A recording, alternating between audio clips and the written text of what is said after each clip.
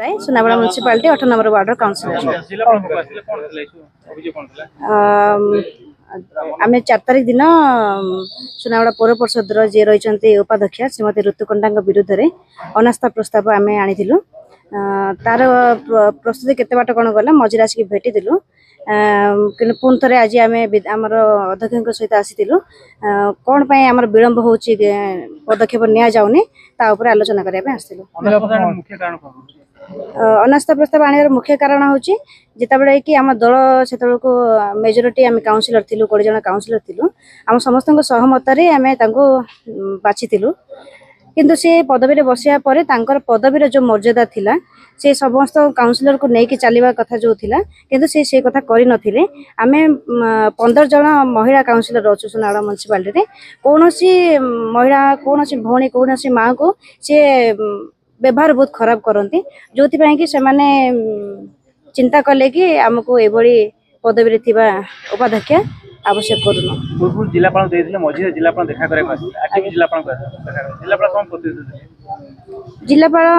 पूर्व थर जो आसी से कही कि ये विषय तो मो तदंत एक्जिक्यूटिव सर को कही किसी रिपोर्ट आसनी आसला मुझे तापर आम जाए एक्जिक्यूटिव सर को मिशीलु एक्जिक्यूटिव सर से रिपोर्ट देते कि मुझे अधा इनक्वारी करधा करनी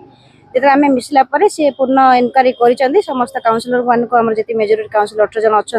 समस्त को डाकी से आम समस्त इंडिविजुअली मत नहीं निहाती भाव में सी जेहेतु जिलापाल रिपोर्ट मागी से देते तेणु 2 दिन छाड़ी आम पुणी थे आसिलु आज जिलापाल को भेटा आज से कहले कि निश्चित भाव में जी आप लिखित भाव में मुझे तदंत करके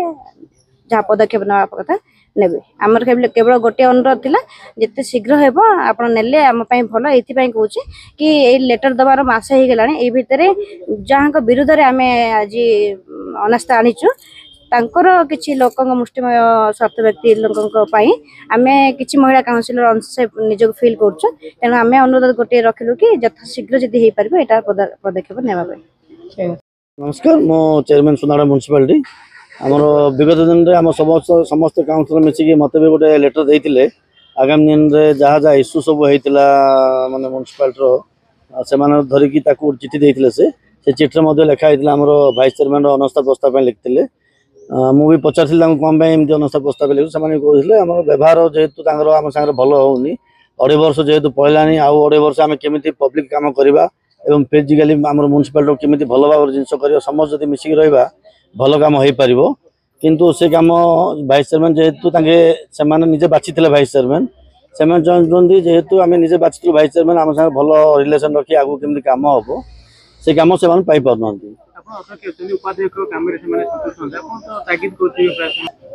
आम कार निजर निजस्व तो आम तागिद करें जेहेतु आम ऑफिशियली चेयरमैन जी रोल आम जी कम करूँ निजर व्यक्तिगत सब कथा रोचे सी सागे रहा आनुषंगिक सब लोग रोच 4-5 जन रोच सब आसी ऑफिस सब ही बसती और एम के गले गोटे चेयर रेस्पॉन्सिबिलिटी हो पार्नी से गोटे अभियोग आनी आम सागे भल भाव आम पढ़ुनी एवं किसी जिते गले गोटे रेस्पॉन्सिबल ना एटीट्यूड अलग टाइप देखते से आम सब क्षेत्र में जेहेतु विगत दिन में आप देखते 3-3 एफआईआर ना आम काउंसिलर मैंने देते अन्य ये प्रॉब्लम रे से सब को आखि रखी से बारंबार कलेक्टर पाक आसुँच कलेक्टर आज कहते जेहेतु मेजोरिटी से कलेक्टर पाक आसी ना आज मेजोरिटी कलेक्टर पाक आसुँच दाबी प्रदान कर कलेक्टर एश्योरेंस यथाशीघ्र से काम करेंगे।